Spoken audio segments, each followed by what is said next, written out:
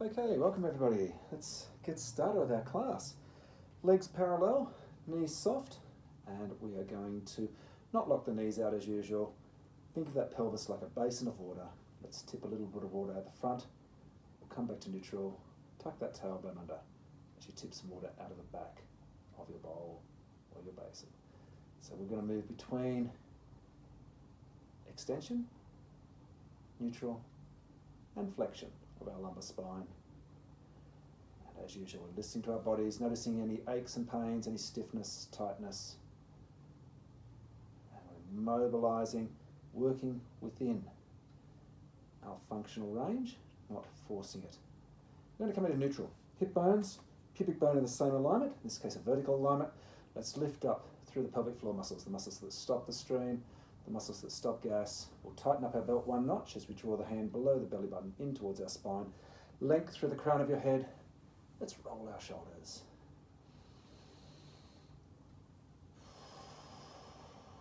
So mobilizing our scapulae, our shoulder blades. And we'll settle them down, get that little connection between those shoulder blades. And we're going to breathe into the base of the rib cage, keeping that connection with our corset muscles. Lateral thoracic breathing, also known as width wrap breathing. Breathing into the base of your rib cage.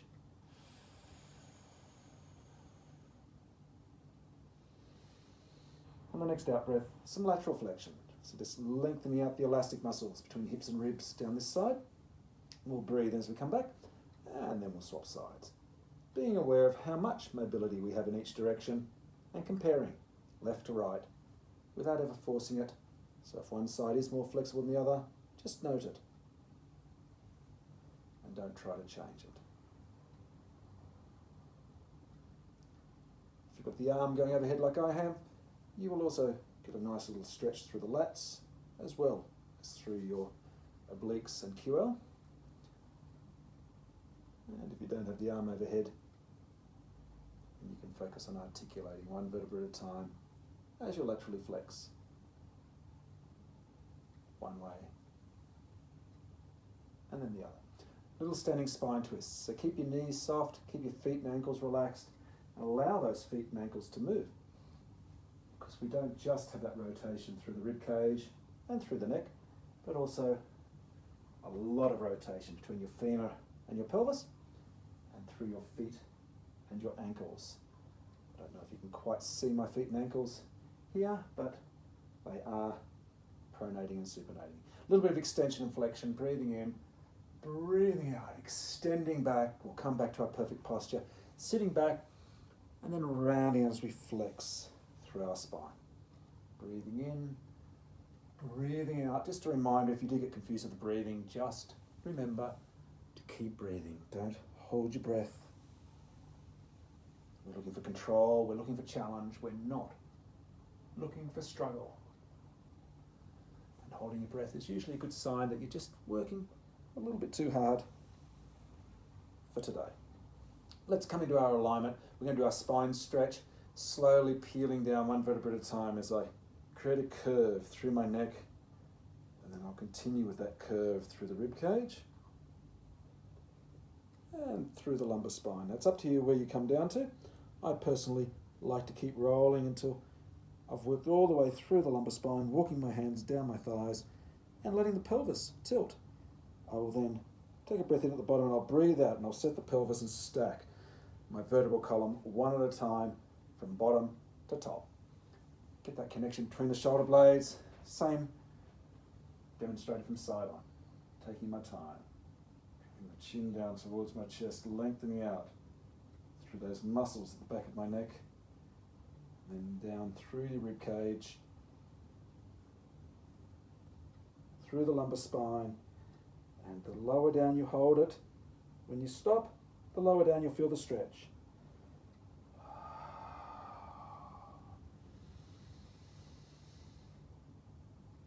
And just one or two more of those. And what we'll do is we'll move into our roll down to push up next. So, can't quite see me very well right now, but you will be able to in a moment. So taking your time, we're going to, again, peel down.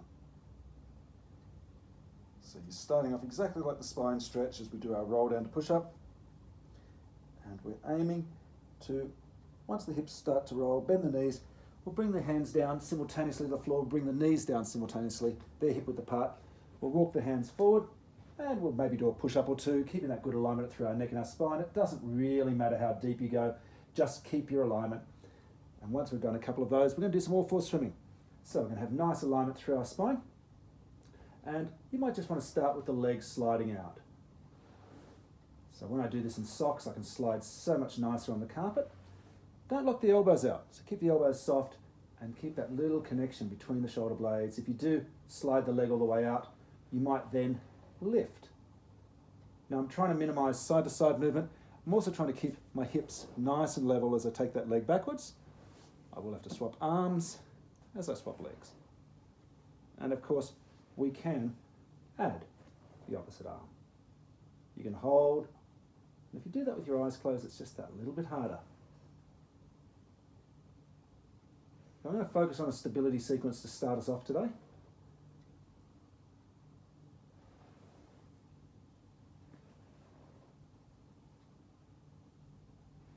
You're having to work a little bit harder drawing that Easter egg, that belly button in towards your spine. So just one or two more of those. And then we're going to roll onto our side and do some side kick. So I'm going to move through the exercises relatively quickly because it's going to be a short class. So legs are forward of the body. So you can start in a straight line with your arm, your torso and your legs, but then bring the legs forward. I'll move up a little bit more, it'll be a bit easier to see. And in this position here, I'm going to check using the back of my hand that my hips are stacked. I'm not rolling the hips backwards or forwards. As I said, legs are forward. I can look down and see my feet comfortably.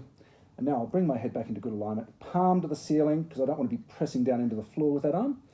And I can use this hand as much or as little as I like initially as I float the legs up, because what I'm looking to do is keep my alignment.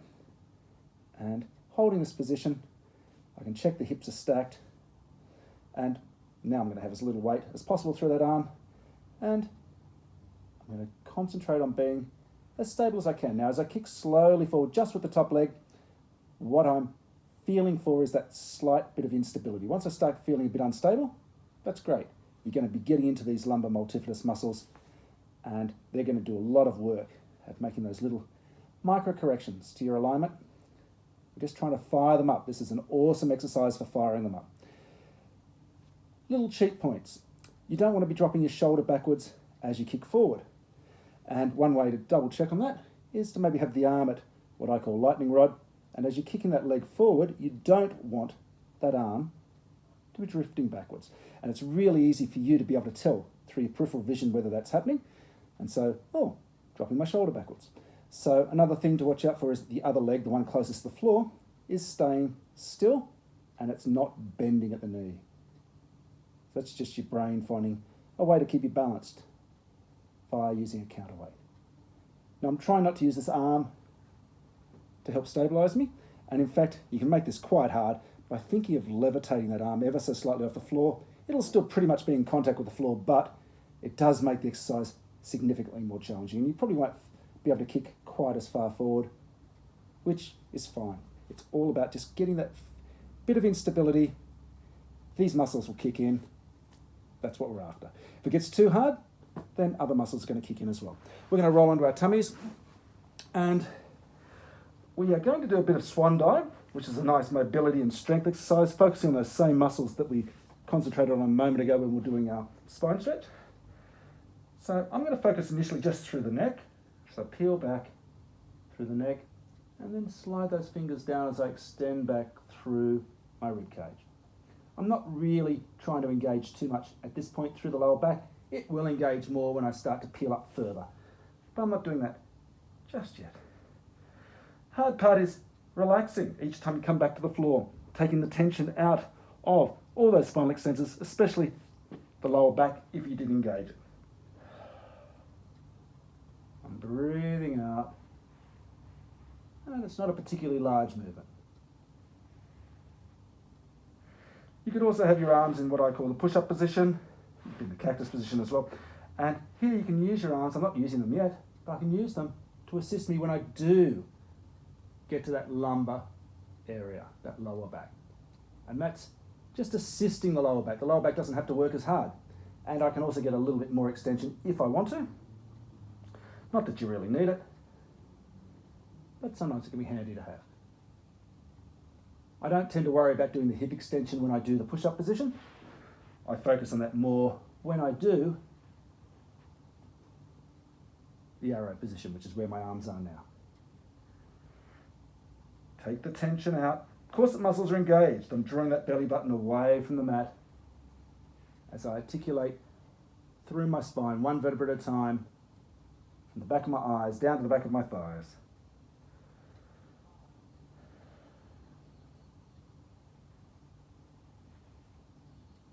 I'm doing some external rotations through my arms, as you've probably noticed, and that's just going to be nice for those external rotator cuff muscles. Let's spin around onto our other side. We need to do our side kick. So, once again, looking for alignment first. ABCs, alignment, breathing and centering. Remember, we're breathing into the base of the rib cage.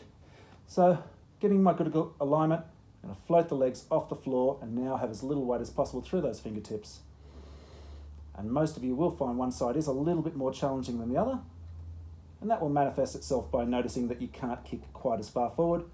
As I said, you'll still get into those lumbar multifidus muscles, which are also part of your corset. And as you probably noticed, I actually do a lot of this with my eyes closed, and I'm just trying to tune into what I can feel. I can feel whether my body's moving on the mat. I can also tune into my proprioception, where my body is in space, and I can tell whether I'm rolling forward or backwards with my hips. Hopefully, you watching the video can tell whether I am as well. Again, the arm could be just resting where it is now, which is where I normally would have it, or you could have it at lightning rod. And because I do this a lot with my eyes closed, I don't really worry about the lightning rod as much. So what we're going to do in a moment is roll onto our back, and we'll finish off with this little stability sequence, and we'll do our hip rolls. So with our hip rolls, I'm going to roll on my back. I'm going to have my heels on the carpet, because I like to slide, and I'm going to imagine there's a plate on my tummy, marble above my belly button, and if I was to roll my hips left to right, I can feel myself rolling across my sacrum, across my pelvis. So I don't want to be feeling that. So I'm going to slowly drop just my left knee out to the side, keeping my right knee and foot perfectly still, and then I'm going to come back. Breathing. We generally breathe out as the limb moves out, which is generally the more difficult phase of the exercise. We breathe in as the limb generally comes back in. So if in doubt, do that. The good news is if you do the wrong breathing pattern, you're not really doing it wrong. You're just generally making it harder, to be honest. Taking your time, breathing out.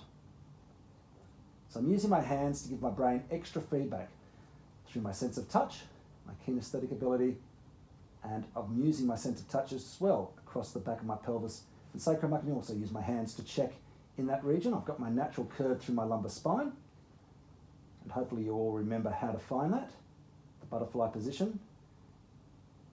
And that's a great one for practicing pelvic floor work as well.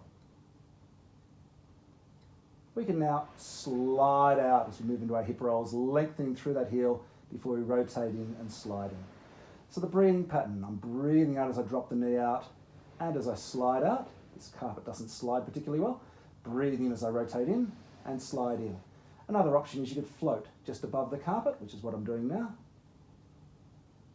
And it just changes the exercise a little bit. It actually makes it a little bit harder to stabilize. You need to use a few more muscles, and you use your hamstrings differently and your quads and hip flexors differently as well, but it's pretty similar. So what we're going to do now is do our up, up, down, down. So we're going to have our alignment. We're not going to over-engage through our love handle muscles, our external obliques, and so I'm going to float one knee, so it's directly above my hip bone. I call this coffee table position, you might call it the 100 position, and I shouldn't need to use my external obliques, my love handles. If I did, I'll just take the foot back to the floor and start again. So relax, relax, relax, relax. I will need to use these muscles to help stabilize, to bring the second leg up. And I didn't change my alignment. I didn't change that curve under my lower back. I didn't dome my tummy, and it shouldn't be uncomfortable at any point through my lower back. Relax and let that foot sink into the sand, take the tension out of the love handles, and then take the second leg to the floor. Sometimes you'll start with one leg, sometimes you'll start with the other. Just be aware of that you're not always starting with the same leg. So what I usually find is it'll take you a repetition or two to get into the groove of this. It does for me. And then once you've done that, You can double check on all those things I've already mentioned, keeping your alignment, not doming your tummy, and not being uncomfortable in your lower back, as well as, of course, engaging those global abs when they're required and switching them off when they're not. Now you can check that you're relaxed through your arms and shoulders, you're not holding on to tension through your neck, your jaw, you're not clenching your teeth. Next time I've got both legs at coffee table, I'm going to hold them there. And I'm going to bring my arms up to sleepwalking. I'm going to do my large double arm circles with single leg stretch. And I breathe out as the limbs go out, breathe in as the limbs come in. I'm also doing some rotations with my upper arms as well through my humerus bones, or my humeri. There's no change of alignment. I'm not doming my tummy. The more you straighten that leg out, the harder it is. The slower you do it, the harder it is. The lower you do it, the slower it is. When you want to rest, my advice is hands on knees and around the clock stretch, just rolling around in your sacrum. It's like a little massage. Your global abs will recover incredibly quickly, and then you can return the legs one at a time to the floor. Or, if you're very aware of your alignment, you can come straight back into your coffee table position and be ready for some scissors. I'm going to straighten out my left leg, which looks like my right leg because it is, and I'm going to scissor with the straighter of the two legs. So my left leg staying still.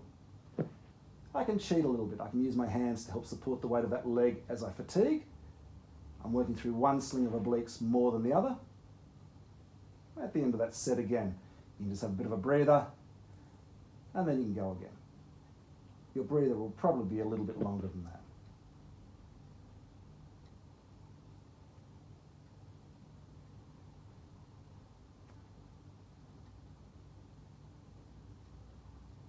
And again, little round the clock stretch. So it's all about just listening to your own body.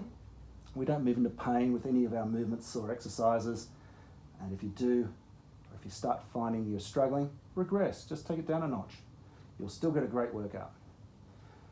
And we are going to do our shoulder bridge roll next. Now for this, rather than say 90 degrees under the back of the knee, you've got a smaller position. My heels are just on the edge of the mat here. And I'm going to get that feeling that I'm pushing my feet and heels away from me because I want to engage glute max, especially glute max, and hamstrings, my hip extensors, to tilt the pelvis. So I'm going to just get my arms out of the way so you can see what's happening. I'm going to get that feeling I'm pushing those feet away from me to tilt my pelvis and flatten out through that lumbar spine. Now, a good way of making sure that you're working evenly through both feet is hands on your thighs.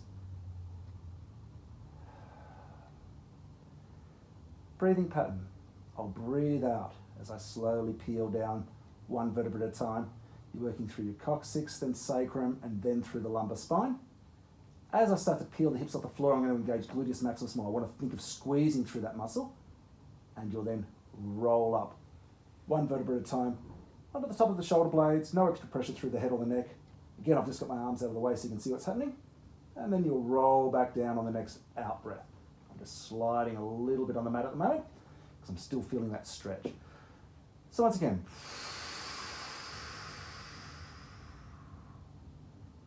make it as smooth and as flowing as possible and try to note differences in the roll down compared to the roll up. Again, we're looking for that balance between the left and the right foot. You're not wanting to feel that weight shifting, zigzagging from foot to foot.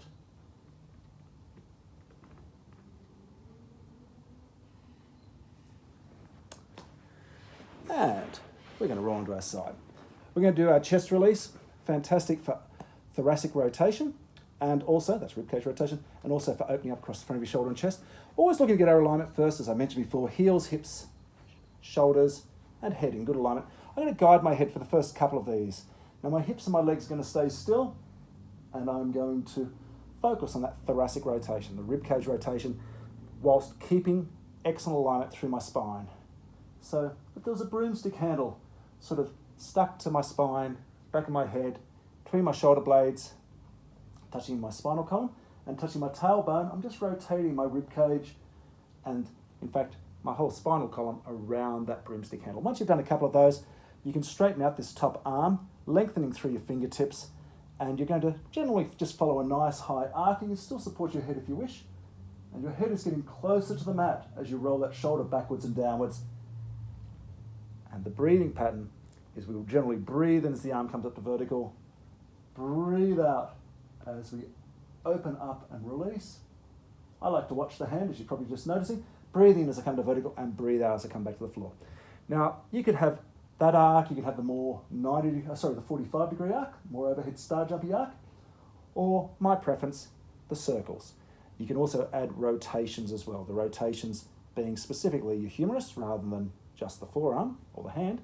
And so, breathing in, breathing out, breathing in, and breathing out. And of course you do a few in one direction, and then you change directions.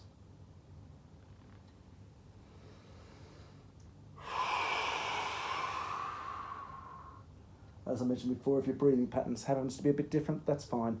Keep breathing.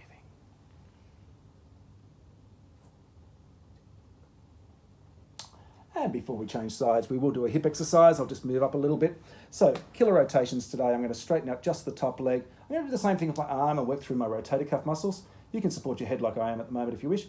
Internally rotate the thigh bone as well as your arm and tapping straight up and down. Now my knee is soft and generally I like to stay relaxed through my foot, through my ankle, through my toes.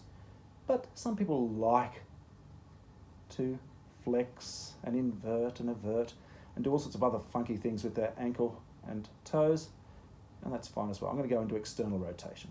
So I'm trying to stay as still as I can from hips to head, which means when I do the heel, which is what I'm doing now with external rotation, I'm not worrying about touching the floor. If I did, I would start to do that sort of move. I'm exaggerating now, but I would start to just lose a bit of alignment. My pelvis would just move a little bit. So I'm just trying to isolate what's happening here at the hip joint. And now I'm going to go from toe to heel. My hips aren't moving. If I had another camera overhead, you'd notice that.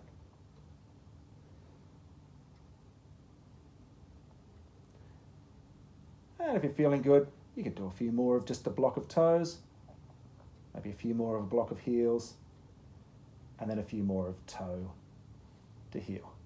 And most of you are probably thinking that's enough of that for now, and I don't blame you. Let's go into the Sphinx.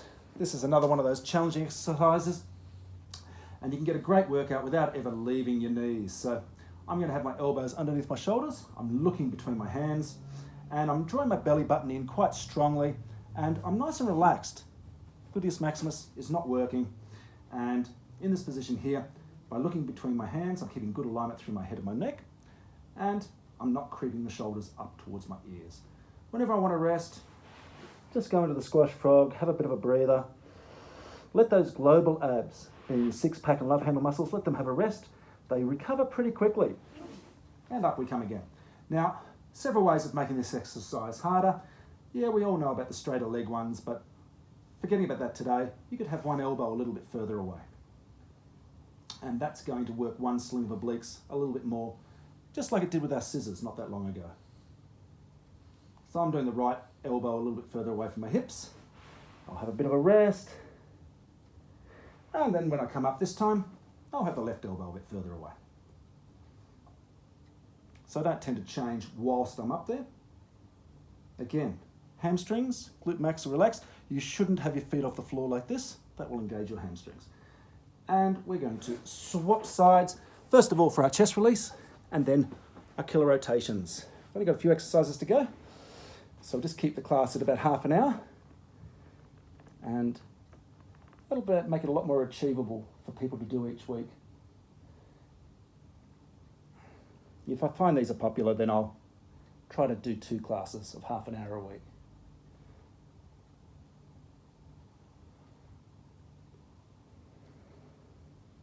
So I'm just checking on thoracic rotation. I'm comparing this side to the other side. I'm also seeing how smooth it is, not just how big the movement is, but how smooth and if I've got any tightness. I'm also, of course, keeping my alignment. Always looking for that breathing in, breathing out. And hopefully you remember all those different variations, the different arcs that we can follow, which stretch out different heads of our pectoralis major, as well as those options with rotations.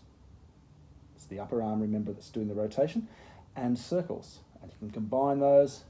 Quite often it's quite nice to hold the end of the range and then do your rotations.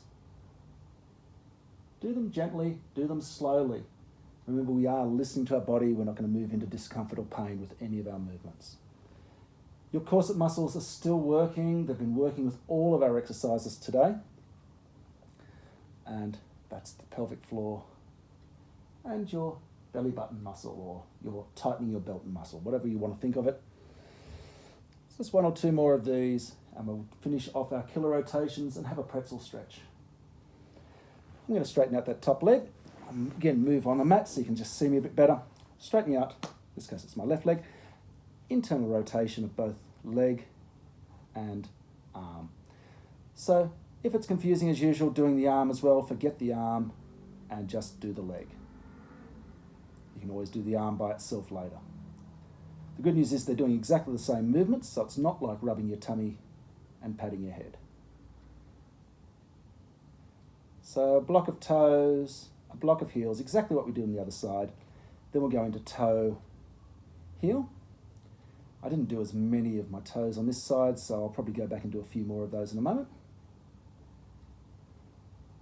And when you have done enough of these, and at the end of the day, only you can judge that, then we'll do our little pretzel stretches. So I'm going to do a few extra toes now. I don't lift the arm up too high. If I go beyond about 40 or 45 degrees, the deltoids kick in, and that rotator cuff muscle that we're trying to target, that shopping bag muscle, it doesn't get as much of a workout. It gets a bit of a breather. So I usually keep my hand relatively close to my thigh. And again, I'll just do a few more. And at that stage, you should have a burn through those hips. We'll roll onto our back. And pretzel stretches. I'm crossing the legs, ankle, lower shin on this leg. I'm going to draw those in, push this one away. That's going to get into those gluteals predominantly. Glute medius, glute minimus, and a bit of TFL. And when I want to get more into the DLRs, the deep lateral rotators, I'll feed the hand under and I'll peel that hip up as I pull this knee across towards the opposite shoulder, my opposite ear. So just showing you from a different angle as I do the other side, drawing up, pushing away. And this is the side I just did, and I can definitely feel that. And then I'll draw this across my body, and just changing the angle slightly will change where you feel it. Get into piriformis and friends. It's almost like I'm trying to draw that femur, the thigh bone, away from the pelvis in the direction that the thigh bone is pointing. I'm going to do a little bit of spinal rotation now while I'm in this position. I'm just going to slowly roll my knees to the left, roll my head to the right. And if you're really observant, you will have noticed I just got my left and right backwards again. The good news is it doesn't matter. So the head goes one way, the knees go the other.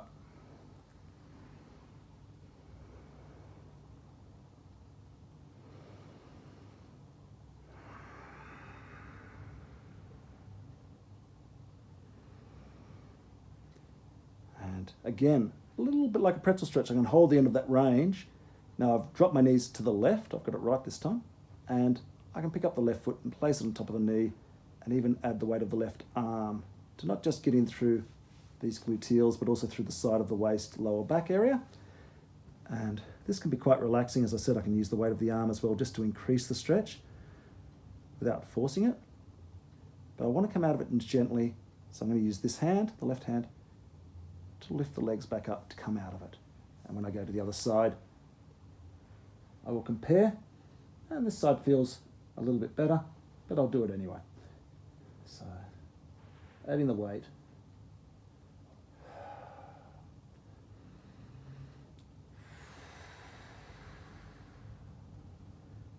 And then slowly bringing those up. And that's all we've got time for today. So I hope you enjoyed that. I'll hopefully be back at the latest next week with another class but otherwise might even see you later this week. All right, happy practicing, and I'll chat to you then.